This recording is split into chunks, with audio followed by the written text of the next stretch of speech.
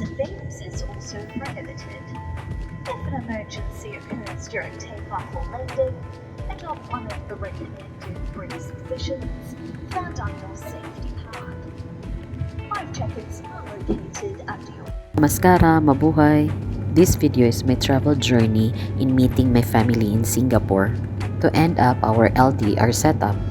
I had a mixed emotion during this time. I am so excited to see them again after 13 months to be away. But at the same time, I feel scared because we will be starting our new journey in different country. It is basically outside of our comfort zone. Anyway, before that, we have our vacation first in India. Hindi lang ito simpleng bakasyon dahil magbibigay kami ng simpatya sa pamilya sa pagkawala ng biyanan kong lalaki. Dahil sa pangyayaring ito na bago ang aming initial na plano. Gayunpaman, ang importante ay magkakasama na ulit kami. Walang masyadong gala ang mangyayari sa bakasyon na ito. Dahil sa paniniwala nila na bawal lumabas ang biyanan kong babae pag hindi pa tapos ang 40 diyas ng namatay. Kahit mga selebrasyon ay hindi pwede sa loob ng 1 taon. Ito'y pagpapakita ng pagluluksa at pagdadalamhati ng pamilya. Nakakalungkot man ang bakasyon na ito, ngunit kailangan pa rin namin i-enjoy. Dahil ito na ang moment na hinihintay namin for a year na magsasama ulit kaming tatlo.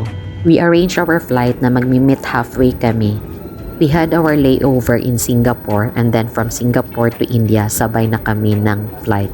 I flew from Auckland, New Zealand to Singapore via Air New Zealand and sila naman is from Davao to Singapore via Scoot. I had a 10 hours flight and sila naman ay 4.5 hours. Kaya una silang dumating doon sa Singapore. Good thing na may in-flight wifi ang Air New Zealand kaya nakaka-update ako time to time. Napaka-smooth din ng exit process sa Auckland. Hinanap lang ang aking visa during the check-in and the rest is through e-gate na. 3 hours before the flight andun na ako sa airport.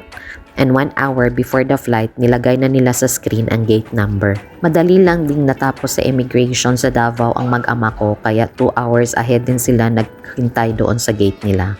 30 minutes ahead ang aking boarding time sa kanila. Kaya while waiting for the boarding time, nag-video call muna kami. During this time, both of us is nasa mga assigned gate na namin and waiting to be boarded. 9 a.m. to sa New Zealand and then around 5 a.m. naman sa Philippines.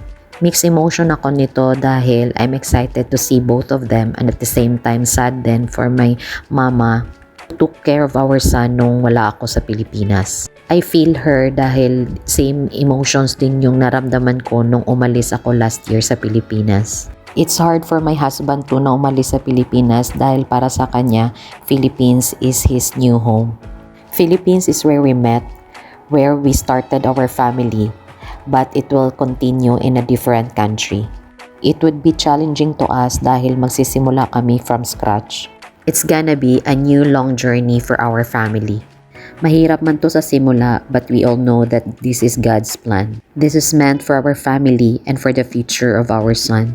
We are very thankful for our family who is always there for us, extending their hands to assist and help us. Especially to my mama and to Essence Nuna. Her overflowing love is priceless. So much on sad emotions. So baybayan niyo po ang mga susunod na mga videos namin. Our next video will be our airport moments and our India vacation as well as our new journey in New Zealand. Thank you for watching. Bye!